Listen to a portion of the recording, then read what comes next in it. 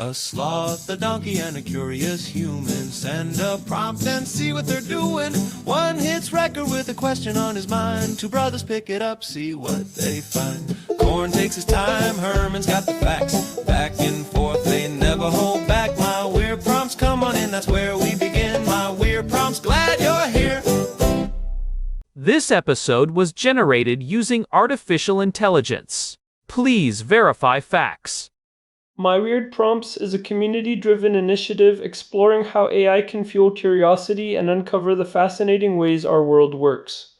GPU compute for this podcast is generously provided by Modal. Learn more at modal.com. I was reading through some of the open source intelligence reports this morning, and it is honestly wild how much the landscape of international media has shifted in just the last few years. We used to think of state propaganda as this clunky, obvious thing left over from the Cold War. You know, grainy radio broadcasts coming from a bunker somewhere, or poorly translated pamphlets. But today, it is a 24/7, high-definition, multi-platform operation that looks exactly like any other major news network. Today's prompt from Daniel is about the technical and logistical infrastructure of state-sponsored propaganda networks like Press TV and Al Mayadeen. He wants us to look at how these organizations weaponize Western voices and navigate the legal friction of modern digital censorship. It is a massive topic, because it touches on the very definition of what a journalist is in the age of hybrid warfare. It really is the tip of the iceberg, Korn. I am Herman Poppleberry, and I have been digging into the Iranian state budget for the year 1405, which corresponds to our current year of 2026. What is fascinating is that even with a general inflation rate of 41%, the Iranian regime has significantly prioritized funding for the Islamic Republic of Iran Broadcasting, or IRIB. They are not just throwing money at it, they are strategically building a global media architecture designed to bypass Western skepticism. This is not just about news. It is about information sovereignty, and, in many cases, it is a direct extension of military strategy. We are seeing a shift from traditional state-run radio to these sophisticated digital proxy media networks that are designed to look and feel independent, even when they are directly tied to a central command structure. It feels like the old lines between journalism and state-directed influence have completely dissolved. When you look at an outlet like Al Mayadeen, which is based in Lebanon but deeply linked to Hezbollah and the IRGC, they are not just reporting on events, they are part of the events. During the recent updates on Operation True Promise 4, Al Mayadeen was essentially functioning as a real-time tactical reporting arm for the Axis of Resistance. They were detailing strikes against Israeli and United States targets with a level of coordination that you just do not see in independent media. It raises the question, are these outlets news organizations, or are they state-sponsored information warfare units? That is the core question, Korn. The operational model is the key to understanding this. You have IRIB-backed outlets like Press TV, which is the English and French language arm, and then you have these proxy-led operations like Al Mayadeen. Press TV has been around for a long time, but their strategy has evolved. Since they have been banned from many mainstream platforms and lost their YouTube channels, they have migrated heavily to Rumble and Telegram. They have become very good at decentralized distribution. They have moved from being a broadcaster to being a content farm that feeds a specific narrative into the Western social media ecosystem. They are essentially trying to create a parallel media universe where the rules of Western censorship do not apply. And that narrative is very specific. It is not just Iran is great. It is the West is collapsing. I have seen their recent coverage framing the United States as a defunct nation and portraying Western support for Israel as a form of moral bankruptcy. But what makes it effective is the human element. They do not just use Iranian anchors, they use what I call the human veneer strategy. They find English-speaking voices from the West who can deliver the regime's talking points with a familiar accent and a familiar set of cultural references. It makes the propaganda feel like a grassroots movement rather than a state-directed campaign. That is where someone like Ramin Mazaheri comes in. He is their Paris-based chief correspondent. He has written books like Socialism's Ignored Success, which is essentially a defense of the Iranian economic model. When you see him on screen, he looks and sounds like a typical European intellectual. He is currently a lead voice for their coverage of the upcoming United States elections.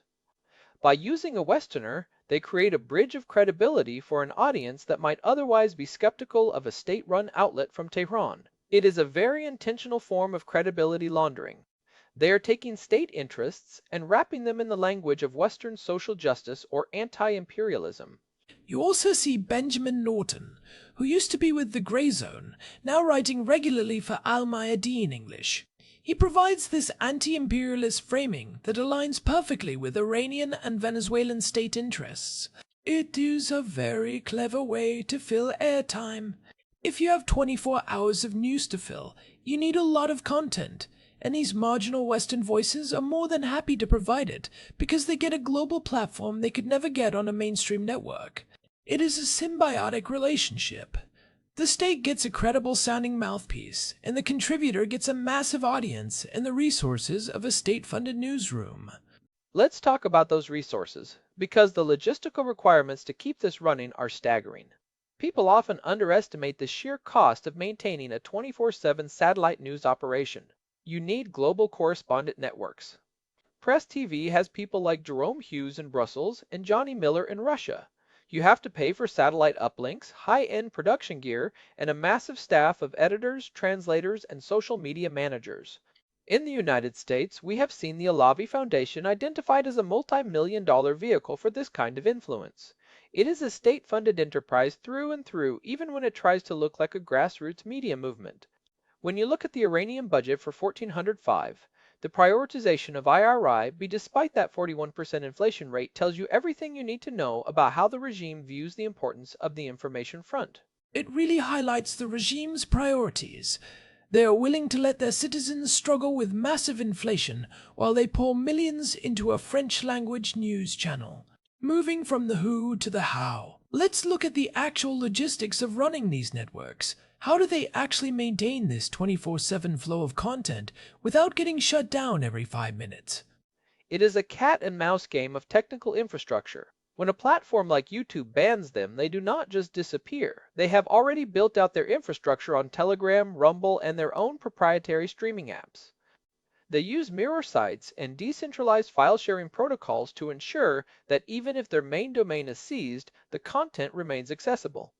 They also rely on a network of independent contributors who post the content on their own personal accounts, making it much harder for platforms to play whack-a-mole with the bans. It is a highly managed operation that requires constant technical oversight. That brings us to the legal battlefield, where the line between journalism and state-sponsored proxy activity gets very blurry. This is where the Al Jazeera law comes into play. It is a fascinating case study in national security legislation. It was passed in April 2024 and was recently extended in January 2026 for another 90 days. It basically gives the communications minister, currently Shlomo Karhi, the authority to shut down foreign outlets that are deemed a direct threat to national security. It is not just a symbolic ban. In August 2024, the Israeli government actually moved in on Al Mayadeen, seizing their equipment and blocking their broadcasts. The legal friction there is intense. Groups like the Committee to Protect Journalists argue that this creates a climate of self-censorship. They worry that if you can ban one outlet for being a security threat, you can eventually ban any outlet that the government finds inconvenient.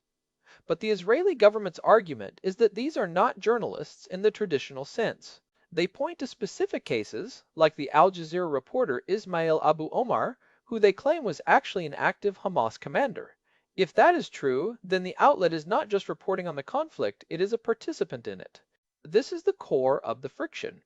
If an outlet is providing real-time intelligence or acting as a command and control node for a terrorist organization, does it still get to hide behind the shield of press freedom? The Israeli Attorney General, Gali Baharav Miara, has had to sign off on these extensions, which suggests there is a high legal threshold being met internally, even if the international optics are difficult. It is a conflict between the classical liberal value of a free press and the modern reality of hybrid warfare, where information is a kinetic tool. We saw this very clearly during Operation True Promise 4. Al Mayadeen wasn't just reporting that missiles were launched. They were providing the narrative framework that justified the strikes in real time, often using language that mirrored official IRGC statements word for word.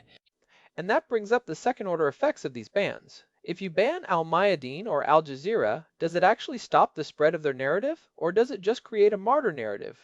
We have seen Al Jazeera point to the killing of over 200 Palestinian journalists as evidence of a targeted campaign to suppress their reporting. Whether or not those individuals were combatants is a matter of intense debate, but in the court of global public opinion, the image of a journalist being targeted is incredibly powerful. It is the ultimate asymmetrical advantage. These outlets can operate with the full backing of a state military and intelligence apparatus, but as soon as they face legal or physical consequences, they can pivot and claim the protections of an independent civilian organization. It is a very effective way to paralyze a democratic legal system. If you treat them like journalists, they win because they get to spread propaganda with impunity. If you treat them like combatants, they win because they get to paint you as an enemy of free speech. It makes me think about how much this depends on the technical infrastructure. If you look at the Iranian budget again, they are investing heavily in domestic internet infrastructure and their own internal versions of social media. They want to be able to push their narrative out to the world while simultaneously shielding their own population from any counter-narrative. It is a one-way mirror. They use our open platforms to attack us, but they keep their own platforms closed. That is why the migration to decentralized platforms like Telegram is so significant. You cannot really ban a Telegram channel the same way you can take a TV station off the air. Even if the Israeli government seizes Al Mayadeen's cameras, the reporters can still film on their phones and upload directly to a global audience. The battle has moved from the airwaves to the packet level. It is about algorithmic visibility now. If you can keep your content trending on Rumble or Telegram, the physical seizure of equipment becomes almost secondary. The state-sponsored networks have realized that they do not need a broadcast license if they have a viral video. So, for the average person consuming this stuff, how do you even begin to vet it? If you see a well-produced video of an English-speaking correspondent talking about socialism in Iran or the decline of the West, how do you know if you are watching independent analysis or IRIB-funded propaganda? We need to give our listeners some practical takeaways here. I think the most important thing is to understand the difference between anti-imperialist rhetoric and state-sponsored interests. A lot of these outlets use the language of social justice or anti-colonialism to appeal to Western audiences, but they are doing it on behalf of a regime that is itself a colonial power in its own region. If you see someone like Benjamin Norton or Ramin Mazaheri talking about the evils of Western imperialism, ask yourself why they never mention Iranian or Russian imperialism. If the critique only goes one way, it is probably not a critique, it is a script. That is red flag number 1, the lack of internal criticism.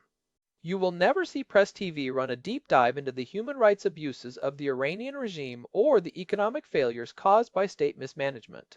Everything is framed as the fault of external actors, usually the United States or Israel. Red flag number 2 would be the timing and the framing. When you see a sudden surge in content across multiple platforms that all use the exact same buzzwords, that is usually a sign of a coordinated information operation. We saw this with the term axis of resistance. It went from being a niche geopolitical term to a ubiquitous branding device almost overnight. That does not happen by accident. That is a result of state-level resource allocation. If you see multiple independent voices all using the same specific phrasing at the same time, you're looking at a memo being executed. And red flag number 3 is the funding and the scale. Most independent media outlets are struggling to survive right now. If a network has seemingly bottomless pockets, dozens of global correspondents, and high-end production values despite a total lack of advertising revenue, the money is coming from a state treasury. In the case of IRIB, that money is coming directly from the Iranian oil wealth. You have to ask yourself, why is this government spending so much money to tell me this specific story? What is the return on investment for them? It is a deliberate choice. The regime has decided that winning the information war is more important than stabilizing the domestic economy. And to be fair, from their perspective, it has been a pretty good investment. They have managed to create a significant amount of domestic political friction in Western countries by feeding these narratives into our system. We have seen this with the way Iranian media has amplified certain protest movements in the United States and Europe. They are very good at identifying existing fault lines in Western society and then driving a wedge into them. They do not necessarily care about the cause they are amplifying. They just want to increase the level of chaos and distrust within the target nation. This is something we talked about back in episode 962 when we looked at the architecture of hatred and why Iran targets Israel so specifically. It is not just about geography, it is about delegitimizing the entire Western-led international order. We also touched on the military side of this in episode 766 when we discussed the axis of resistance as a unified multi-front strategy. It is clear now that the media arm is the third front of that strategy. You have the kinetic front with the missiles and drones, the cyber front with the hacking and infrastructure attacks, and the media front with Press TV and Al Mayadeen. They are all coordinated from the same centers of power. It feels like we are in a transition period where our legal definitions haven't caught up to the technology. A news channel in 2026 is not the same thing as a newspaper in 1950. The speed and reach are different, and the potential for direct tactical harm is much higher. If a reporter is using their press credentials to scout targets for a missile strike, they have stepped outside the bounds of journalism. But proving that in a way that satisfies a high legal standard is incredibly difficult. The future of the Al Jazeera law will be one to watch, especially as we get closer to that December 2027 expiration date. It will be a major indicator of how democracies intend to handle this long term. That is exactly why the technical infrastructure matters so much. If you can map the flow of funding and the command structure of these organizations, you can build a more objective case for why they should be treated differently than a standard news outlet. The Alabi Foundation case in the United States was a good example of this. It took years of legal work to prove the link back to the Iranian regime, but once that link was established, the government was able to seize their assets. It is a slow, grinding process, but it is more sustainable than just banning an outlet because you do not like their reporting. The battle has moved from the airwaves to the packet level, and our legal systems need to move there too. So, the takeaway for the listener is to be a more active consumer of information. Cross-referencing is key. If you see a story on Al Mayadeen about a specific military strike, go look at what other sources are saying. Not just Western mainstream media, but independent researchers and open-source intelligence accounts. Often, you will find that the state-sponsored version has been heavily edited or completely fabricated to fit a specific narrative of victory or victimhood. Understand that in a complex zone, these outlets are often extensions of military strategy. If you are watching Al Mayadeen in the middle of a conflict, you are essentially watching a military briefing disguised as a news broadcast. The goal of these networks is to win the long game by slowly eroding the confidence and the unity of the West. If we are not aware of the technical and logistical machine behind it, we are walking into that fight with our eyes closed. The fact that Iran is willing to spend so much of its budget on this, even while its own people are struggling, tells you everything you need to know about how much they value this information front.